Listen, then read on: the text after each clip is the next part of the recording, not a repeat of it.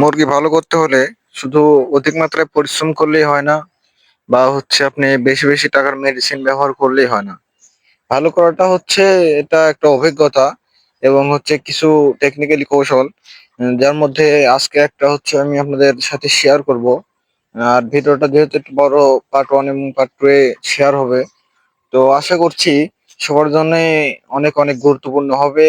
আর হচ্ছে যদি এই টিপসটা সবাই ফলো করে হচ্ছে 2 দিন 3 দিন পর পর এই কাজটা আপনারা নিয়মিত করতে পারেন, তাহলে কিন্তু মুরগিতে খুব ভালো একটা রেজাল্ট আসবে আসবে, এটা 100% গ্যারান্টি। মুরগিকে ভালো রাখতে হলে আর ভালো রেজাল্ট করতে হলে আপনার যেসব টেকনিক হচ্ছে ফলো করতে হবে, সেসব নিয়ে কিছু গুরুত্বপূর্ণ আলোচনা করা হয়েছে এই ভিডিওতে। অবশ্যই আশা করছি না স্কিপ করে পুরোপুরি ভিডিওটা দেখবেন। আর একটা কথা, যারা এখনো এই চ্যানেলে নতুন সাবস্ক্রাইব করেনি, অবশ্যই চ্যানেলটিকে সাবস্ক্রাইব করে রাখুন এরকম গুরুত্বপূর্ণ ভিডিও আরো পাওয়ার জন্য।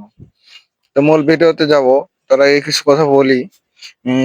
যারা খামারি ভাইরা আছেন, সবাই কিন্তু আশা করে একটা খামার তৈরি করে, বা হচ্ছে একটা খামার তৈরি করলে বড় একটা অ্যামাউন্টের কিন্তু দরকার হয়। সবারই আশা থাকে ভালোর জন্য। তো হচ্ছে ভালো ফলাফলের আশায় একটা খামার করার পরে যখন দেখতে পাচ্ছেন আপনার রেজাল্ট ভালো আসছে না, তখন কিন্তু মনটা ভেঙে যায়। আর একটা কথা কি, যখন হচ্ছে আপনার মুরগি খারাপ হবে তখন কিন্তু আপনার মুরগির উপর থেকে হচ্ছে মুরগি পালনের ইচ্ছা, এটা কিন্তু একে একে নিমেষে শেষ হয়ে যাবে। তো সেটা ধরে রাখতে হলে অবশ্যই আপনার একটা ভালো রেজাল্ট নিয়ে আসতে হবে। আর সেটা হচ্ছে পরিশ্রম করতে হবে, ঠিক আছে, কিন্তু সেটা কোনো না কোনো টেকনিকে করতে হবে। যদি টেকনিকে পরিশ্রম করেন, মেডিসিন কম, আপনার হচ্ছে কিছু টেকনিক ব্যবহার করেই রেজাল্ট ভালো হয়ে যাবে ইনশাল্লাহ। তো এখানে এই আপনারা যারা হচ্ছে নিয়মিত ভিডিও দেখেন, ফার্স্টে কিন্তু বোর্ডিং করছিলাম এই ঘরে, যে ঘরটা আমি দেখাচ্ছেন বর্তমানে ক্যামেরাতে দেখা যাচ্ছে, এই ঘরটাতে কিন্তু ফার্স্টে বোর্ডিং করছিলাম। তাতে কি বোঝা যাচ্ছে, যখন ফার্স্টে বোর্ডিং করছিলাম এই ঘরে, তাহলে কিন্তু এই ঘরে হচ্ছে লিটারটা সেই শুরুর দিন থেকে আজকে যে মুরগির বয়স, সে বয়স পর্যন্ত কিন্তু এখানে আছে। তাহলে এই ঘরের লিটারটুকু কিন্তু সব থেকে বেশি পুরাতন। এটা কিন্তু সামনের দিন যদি রাখি, তাহলে কিন্তু এই দিকে যে মুরগিগুলো থাকবে লিটার খারাপের জন্য, বা লিটারের হচ্ছে গুণগত মান খারাপের জন্য, খুব একটা কিন্তু ভালো ফলাফল দিবে না যে মুরগিগুলো এদিকে থাকবে।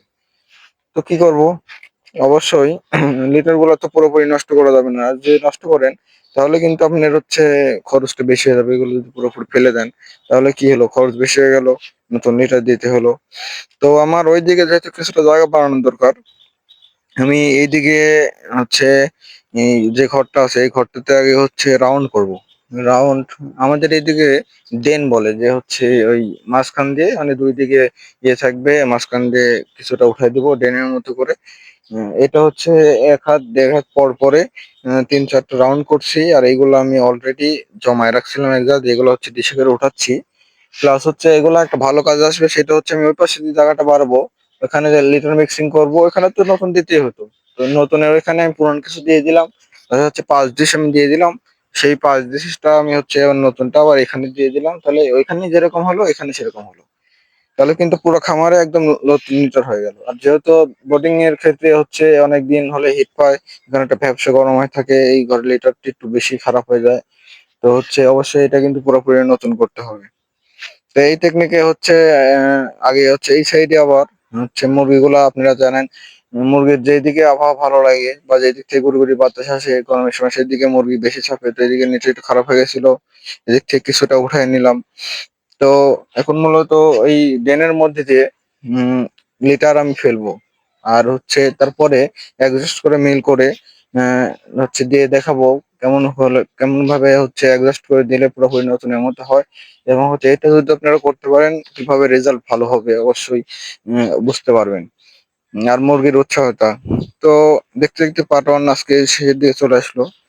আগামী দিন অবশ্যই পার্ট টু ব্যবহার করবো, ভিডিওটি আপনাদের মাঝে নিয়ে আসবো অবশ্যই।